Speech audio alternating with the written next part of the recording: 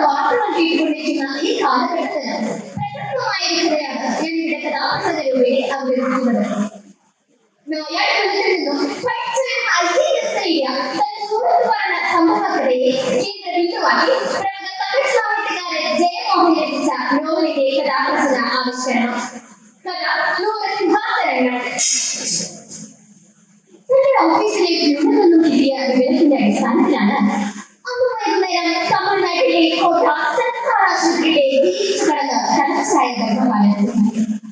കഞ്ചുടെ ആ വരവ് കണ്ട് ആശുപത്രി ജീവനക്കാരന് കൈപിടിച്ചു. അത്രയും ശോചനീയമായിരുന്നു അവിടുത്തെ അവസ്ഥ. ഡോക്ടർ മാണിക്ക് കടത്തിരിച്ച് വാർഡേക്ക് വിളിച്ചു. കത്തിലുകളും നിലത്തും തലമുനിലും രോഗികൾ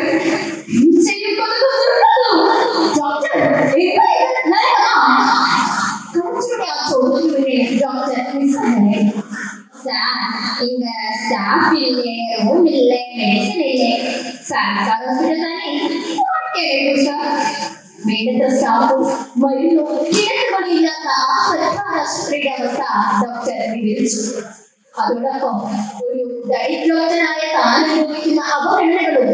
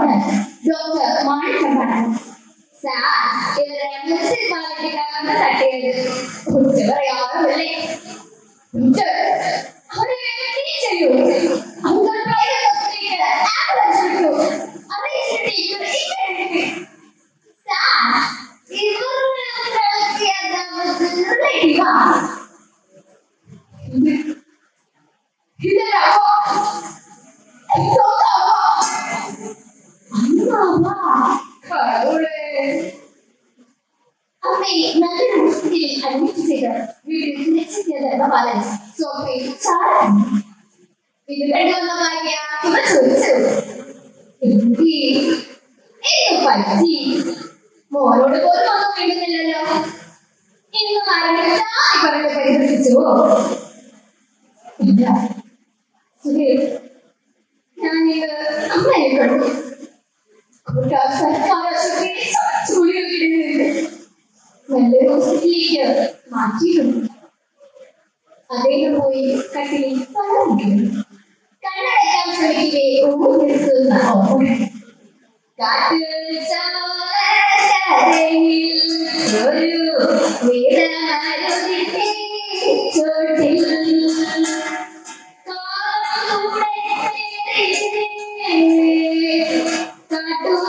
കാട്ടുനായകന്റെ ജന്മം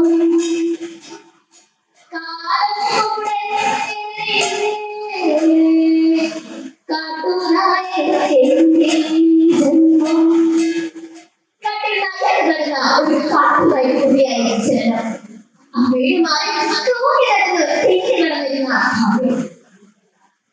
തേങ്ങയും മണ്ണാഞ്ചിയും എല്ലാം വെച്ച് പച്ചയ്ക്ക് കഴിച്ചു നൽകുന്ന കാലം. വല്ലപ്പോഴെല്ലാം നാട്ടിലേക്ക് ഇറങ്ങാൻ കുപ്പത്തൊട്ടുകളിൽ നിന്നും ഉച്ചസ്ഥങ്ങൾ ഭാര്യയായി പറയുന്നു. ഏഴ് മക്കളെ ചമ്മയുടെ 6 മക്കളും അവശേഷിച്ച് തന്നോട് അവർക്ക് വലിയ വാത്സല്യമായിരുന്നു. പകരത്ത് കളി കാണാനുള്ള തങ്ങളെ ആളുകൾ തള്ളിയെടുത്തെറിഞ്ഞു ഊർജ്ജമായിരുന്നു. ഒരിക്കൽ അമ്മയെ തേടി ക്രമനാഥത്തിലൂടെ കടക്കുമ്പോഴാണ്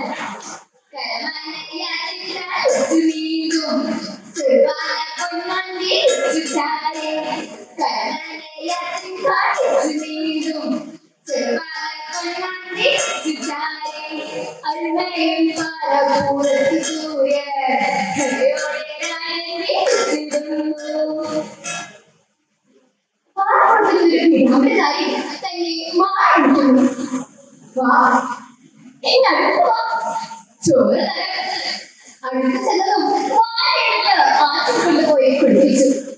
അങ്ങനെ നിലച്ച് ഭക്ഷണവും ഉൾക്കാനല്ല വസ്ത്രവും നൽകി. പ്രധാനത്തിന്റെ ആശ്രമത്തിൽ ദേവസ്യായി ഒരു വയസ്സ് കഴിഞ്ഞില്ല അമ്മ കാപ്പിലേക്ക് കേട്ടു. അവൾ ഗംഭീരമായി സ്വാമി സ്വാമി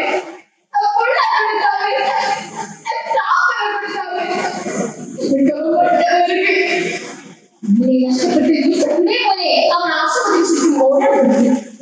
അവളുടെ ശല്യം കൂടിയതോടെ പ്രധാനയായി കുട്ടിക്ക് ധർമ്മപാലനത്തെ വേണ്ടിയിരുന്നു. കോയമ്പത്തൂരിലേക്ക് അയച്ചു. മാസാമാസം പഠനച്ചിലവിനായി പണം വെച്ചു. പക്ഷേ ഹോസ്റ്റലിലും അവൾ നേരിടേണ്ടിവന്നത് അപകടങ്ങളും പരിഹാസങ്ങളും വാക്കുകളുമായിരുന്നു. എന്തിനധികം പോലും അവന് നിശ്ചയമായി. ഒന്നാമനായി ബിരുദാനന്തര ബിരുദവും അങ്ങനെ സ്വാമിജിയെ കാണാൻ ബിരുദം. അപ്പോഴേക്കും അദ്ദേഹം ശരിയായിരുന്നു.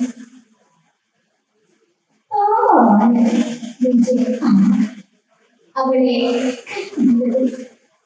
ഒരുപാട് സഹിച്ചല്ല. സ്നേഹസ്വരൂപമല്ലേ ത്യാഗതോരസ്വമല്ലേ സ്നേഹസാമ്രാജ്യം തന്നോരമ്മേ മലർക്കല്ലേ സ്നേഹസാമ്രാജ്യം തന്നോരമ്മേ മലർക്കല്ലേ. അവളെ കണ്ടെത്തണം, സംരക്ഷിക്കണം. അതോടൊപ്പം ധർമ്മ ഈ സിവിൽ സർവീസ് നേടണം. ഭരണാധികാരികളുടെ തലപ്പത്തായി നീ വരണം. നിന്നെ പോലുള്ളവർക്ക് വേണ്ടി കാര്യമായി എന്തെങ്കിലുമൊക്കെ ചെയ്യണം. ഇങ്ങനെ കാണാൻ അനുഭവങ്ങൾ ഉൾക്കൊണ്ടിരിക്കും. അറിയാൻ തൊണ്ടയിടുമ്പോ ഉയർന്നു വന്ന സ്വാമി എന്ന വിളി കേട്ടപ്പോഴാണ് സുധാ ബെഡ്റൂമിലേക്ക് ഓടി വന്നത്. നിങ്ങൾക്ക് എന്ത് പറ്റി? ഒന്നുമില്ല എന്നായിരുന്നു അദ്ദേഹം. പത്രപ്രവർത്തകയായ സുധ കളക്ടറുടെ സെമിനാറുകളിലും പത്രസമ്മേളനങ്ങളിലും പങ്കെടുക്കുന്നത് പതിവായിരുന്നു. സ്വീകരിച്ച ബുദ്ധിമാൻ പുരോഗമനവാദി നല്ല പെരുമാറ്റം അവർക്ക് ഇഷ്ടമായി. ഒടുവിൽ തുറന്നു ചോദിച്ചു,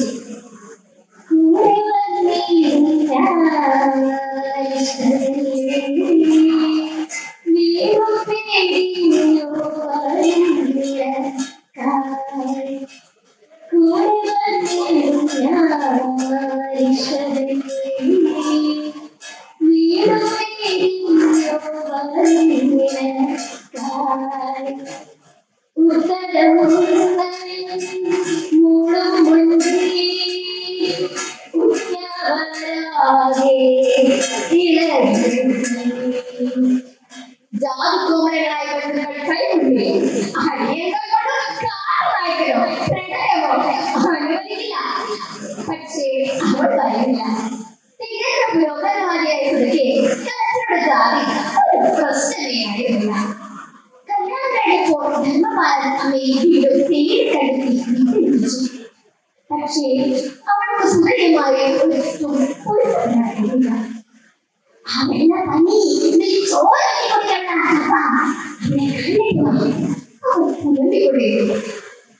ചീത്ത വെക്കലും അവരുടെ ബെഡ്റൂമിന്റെ വാതിൽക്കൽ ഒഴിച്ചു വെക്കലും അമ്മ പതിവാക്കി.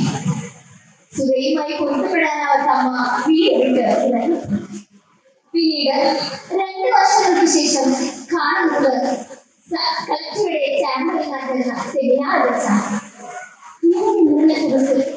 എവിടെ നിന്നാണെന്നറിയില്ല, അവർക്ക് ഓടി നിറഞ്ഞ സംസാരിച്ച് തന്റെ മകനെ പിടിച്ച്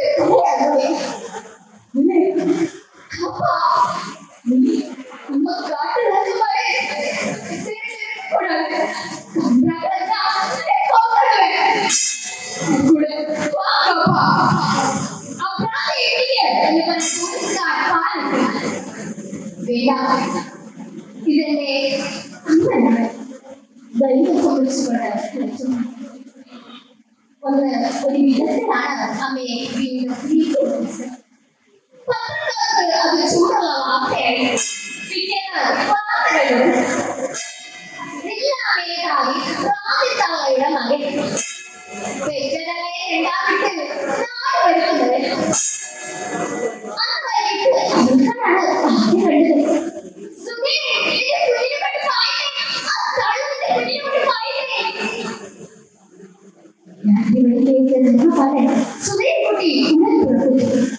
ഭയത്തോടെ കാതുടിക്കുമ്പോൾ മകൻ മനസ്സിൽ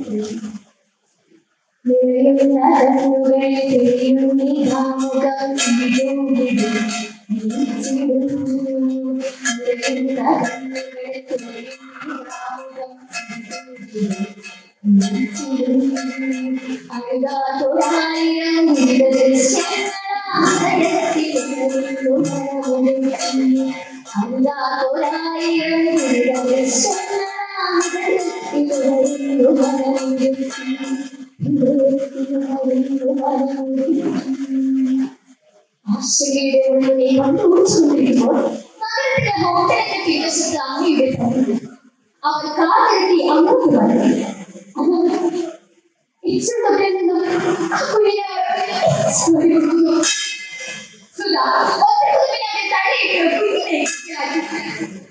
ധർമ്മപാലൻ അന്നമേരുമായി ശകാരിക്കുകയും പഠിക്കുകയും ചെയ്തു.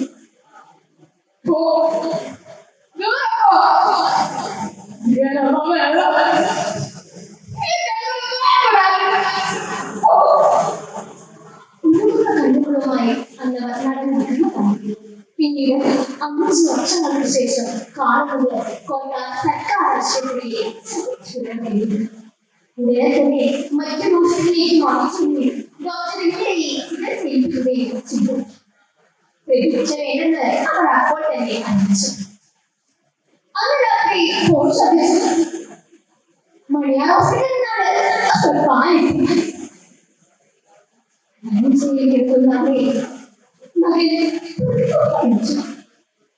അമ്മ അമ്മ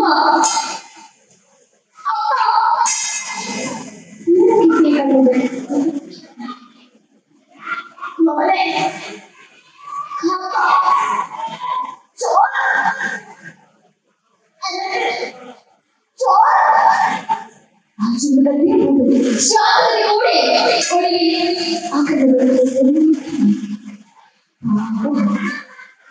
ജന്മാനരങ്ങളിൽ കർമ്മബന്ധങ്ങളിൽ ജന്മാനരങ്ങളിൽ കർമ്മബന്ധങ്ങളിൽ